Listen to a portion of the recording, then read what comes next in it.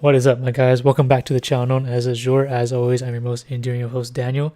And before we get into this video, I gotta do that whole YouTube nonsense type thing where I gotta tell you to comment, like, everything like that. But always mention, you gotta share. Always share. Even if you don't like my shit, you gotta share. Because guess what? My channel, I'm gonna talk what I wanna talk.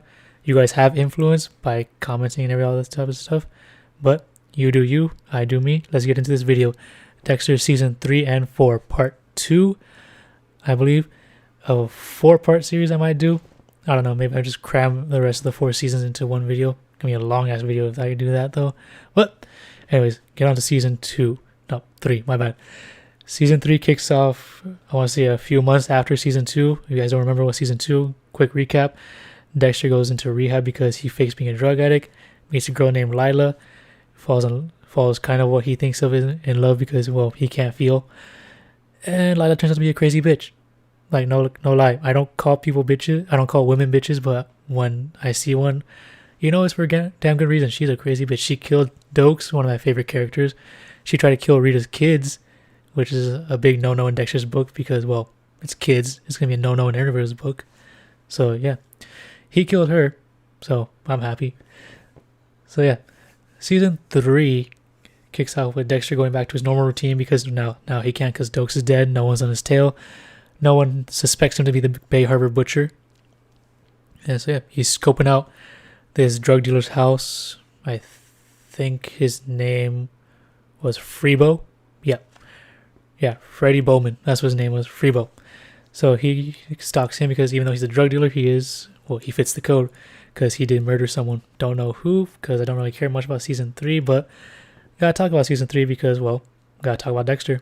You gotta talk about Dexter, you gotta talk about the good and the bad. Anyways, back to it. He scopes out Freebo's house, does what he's gonna normally do at night, breaks in, but twist. There's a twist. He hears fighting in Freebo's house. And it's between Freebo and a person of Hispanic race. We don't know who he is yet, but we're gonna find out.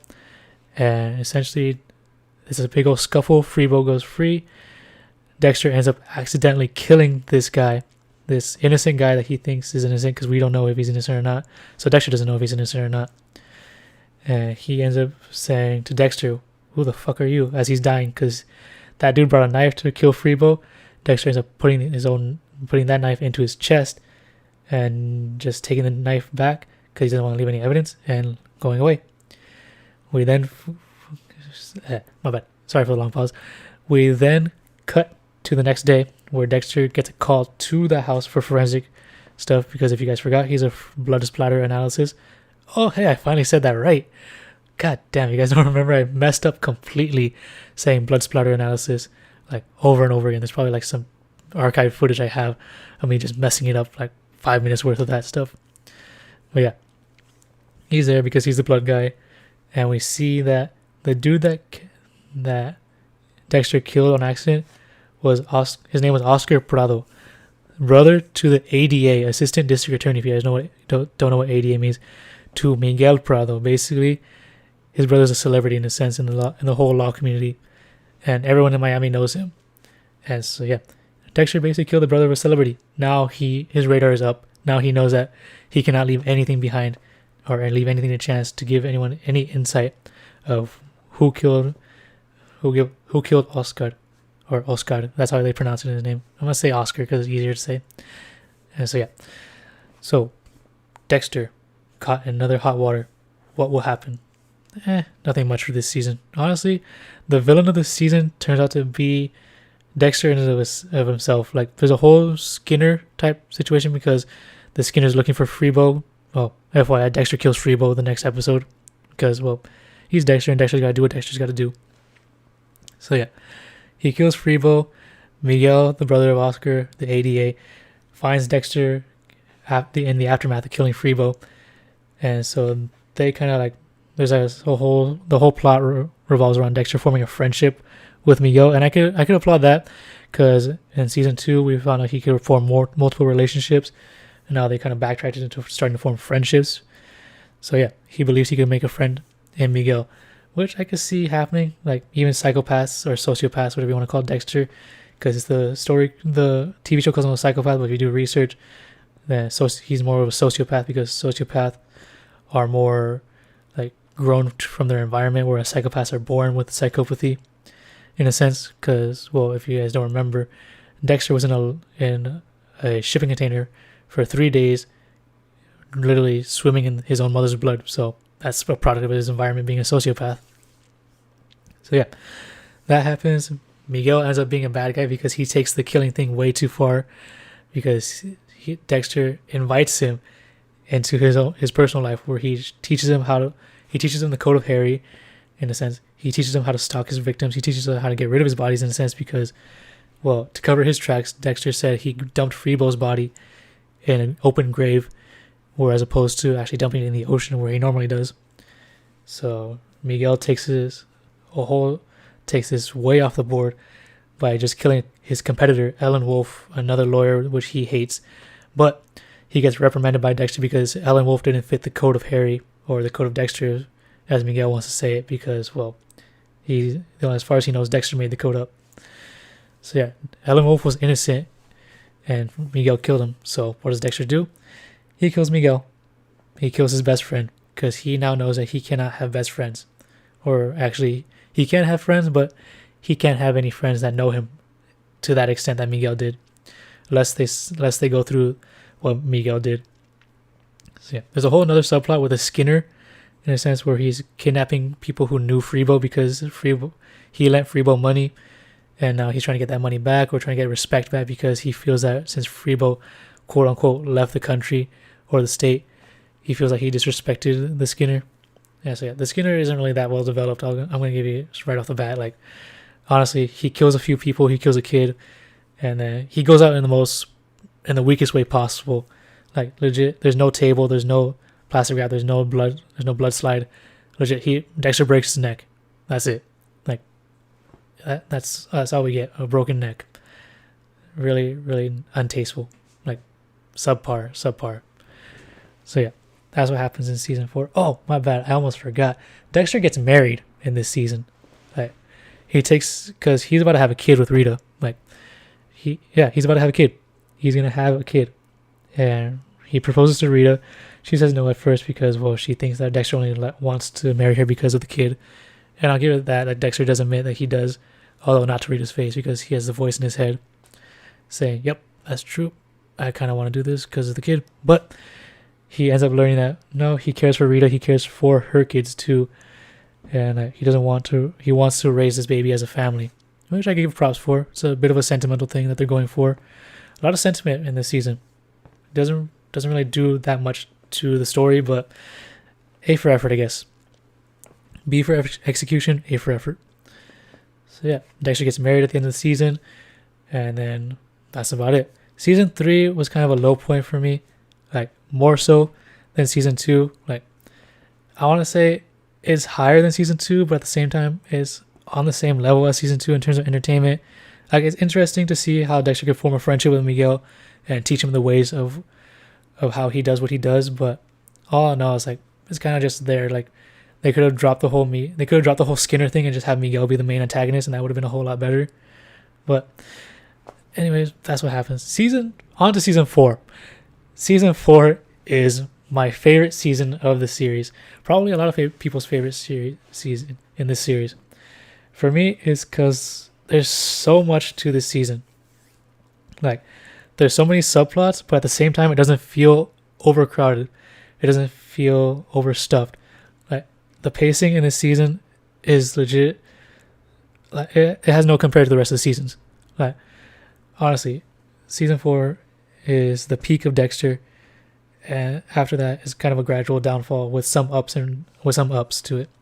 But anyway, season 4 kicks off with Dexter already having his baby. He named him Harrison after his foster father Harry, which is sweet. I'll give you that.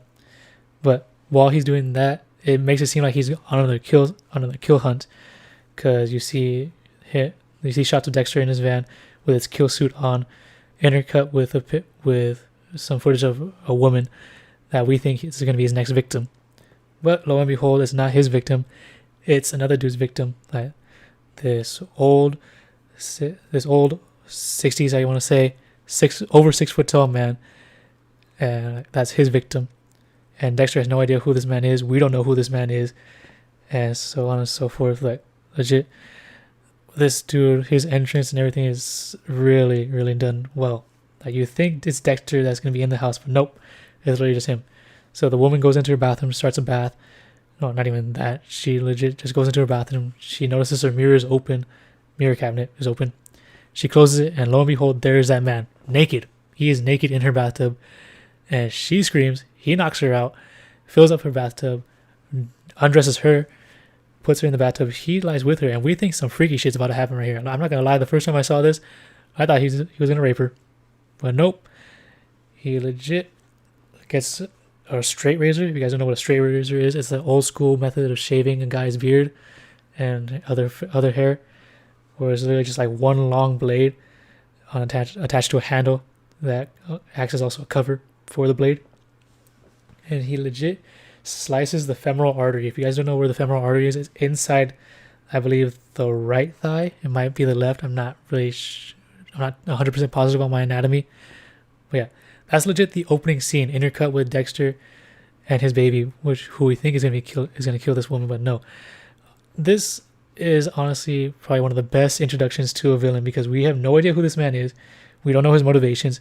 All we know is that he killed a woman in a bathtub, and they're both naked. And he legit grabbed the mirror after that and looked at her face with legit no emotion. Like, there's no remorse, there's no guilt, there's no pleasure in it. So it's weird to see this, because most of the serial killers we see, there's some sort of emotion that they depict, but not this guy. This guy is on a different level.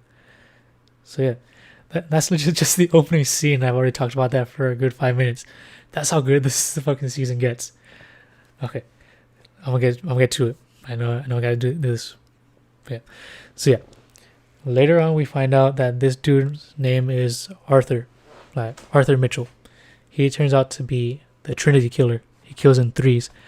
1, with the girl in the bathtub. That's always his first victim. 2, it's a mother of 2 that he forces to jump off a building or any other form of high rise. And 3, it's a father of 2, which he himself bludgeons to death with a hammer, with anything he wants. That's why he's called Trinity.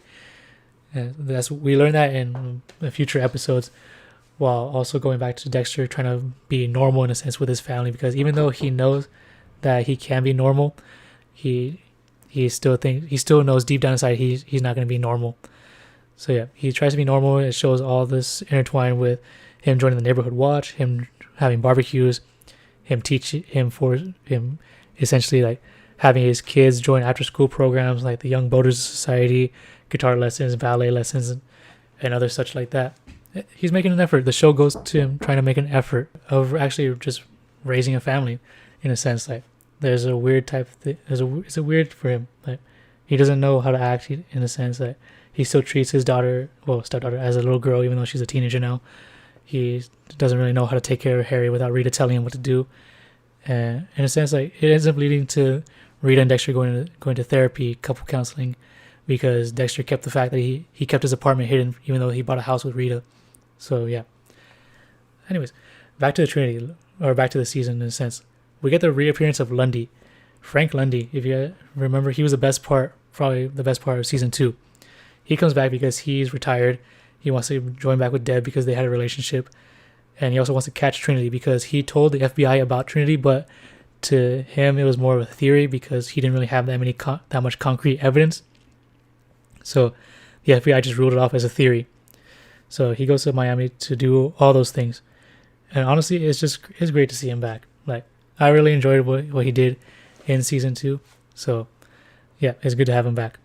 He ends up in a sense finding Trinity because he meets Arthur in a sense because he dropped his keys, and Frank helps Arthur pick him up. But yeah, he gets a feeling that this might be the Trinity killer. He puts it on his tape recorder describing him as a 6'4" male, probably about 200 pounds, white hair, mid-60s maybe. And so yeah, all in all though, there's another twist to Lundy's thing. Deb and Lundy do get back together in a sense, but it's mainly for a quick fling because in season 3 Deb got with another dude named Anton. I didn't mention him because, well, that storyline was kind of weak in itself. But yeah, they end up spending the night together, and then Out of nowhere, boom, gunshot. Boom, another gunshot. Third gunshot. And we're thinking, what the fuck is happening? What is going on? Who got shot? What and where? Then we see Deb look down. She got shot through the abdomen, straight through. And Frank got shot once in the chest, once in the abdomen, and a few other places, because after that we hear a few more gunshots and we don't know where these gunshots come from or who's shooting these gunshots. And I was just sitting there like, what the fuck just happened? And also, no, why Frank? Why Lundy? He was awesome. So yeah. So Frank ends up dying in this season. I'm just sad. Why? It legit made me stop watching for a solid few days. Like I didn't watch this show after. I didn't watch the show after that. I took a break from the show, just because Frank died. And I'm just like, what the hell? What is going on? And then we're led to believe that it was Trinity, Arthur Mitchell, that killed Frank and attempted to kill Deb. But we find out that it's actually Trinity's daughter, like, well, one of his daughters, because Trinity actually has a family. Like, Dexter finds out he has a family and he's managed to balance his murder spree with a family life and appear to be normal. So now it's up to Dexter to figure out whether he should kill Trinity or if he should study Trinity. Like, this is all new territory for Dexter, because he can see himself in Trinity as having a dark passenger, in a sense, what he calls it, in Trinity. But he's able to maintain the balance between that and raising a successful family. But lo and behold, later on we find out their family's not so nice. The son Jonah admits to him getting beaten by Arthur. The daughter Rebecca is locked in her room for most part by force, and Arthur keeps calling her Vera because that's his sister's name who died. He treats his wife like shit.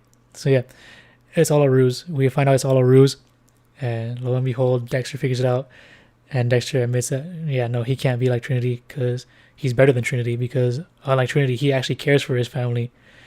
And that's just it. Dexter comes to a realization that maybe he can be normal. Maybe after a while he can. After that, he ends up killing Trinity with a hammer, because, well, it's fitting to he kills a father of two with the same force that Trinity killed a father of two of. Not like poetic in a sense, or a reverse poeticism, I want to say. And that's just how it goes. But yeah, the best scene of the season finale, though, that's where all this takes place, is probably the conversation Dexter has with Rita before he goes out to kill Trinity. Dexter has a conversation with Rita where he explains that he can never be really normal or have a normal life or just not be himself or get out of a dark place, in a sense, like some actual feeling we get from Dexter of sorrow and guilt, in a sense. But Rita looks at him, lifts up his head because he looks down at her lap and says, life throws tough things at you, and it's not always easy to get back, in a sense. But know this, Dexter, you have the capacity to love. You have the capacity to change who you are. You can be better. You can do great things.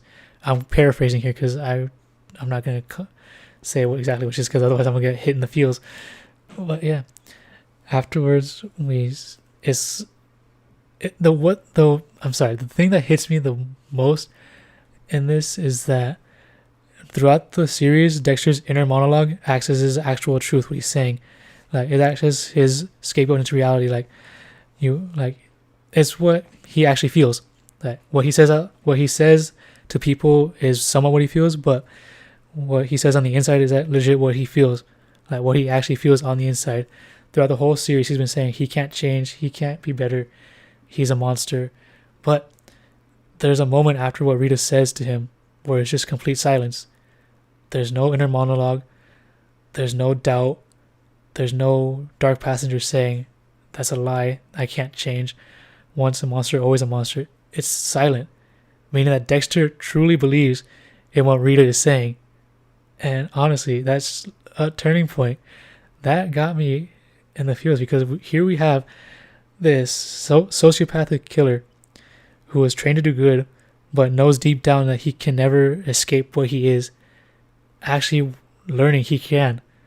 That literally just by sticking with his family, just by believing in himself, by having others believe in him, he can actually change. And I don't know what, but that hits. It hits hard. And I want to say, like, I felt better after actually hearing Rita's words, after noticing that Dexter had no inner monologue for that part. That it's gonna hit you. It's gonna hit you. I don't know if it's gonna hit you in the same way it hit me, but it's gonna hit you in a way. Yeah, that's probably the best scene. But as the saying goes, all good things must come to an end. And Trinity had one last trick up his sleeve after Dexter killed him, because the episode before, we see Trinity learn who Dexter Morgan is, because he's been talking to Trinity under the name Kyle Butler, but Trinity tracked him down and found out his name is Dexter Morgan, and he killed Rita. He killed Rita. That's the final twist of this season. That's what makes this season stand out above all else. Rita, the beacon of hope for Dexter, what he viewed was his only path to changing himself. What we viewed, the audience viewed, as Dexter's only chance to actually be saved from his dark passenger, from wanting to actually kill people, from becoming a full monster, is gone. She's gone. She had her femoral artery sliced just like everyone else, and that's it. Harrison is there next to her, lying in a pool of her blood, just like Dexter, and that's where it cuts. Legit, Dexter said, "Born in blood, just like me. This is who I am. This I can never change." And just to think that last second of that season hit hard.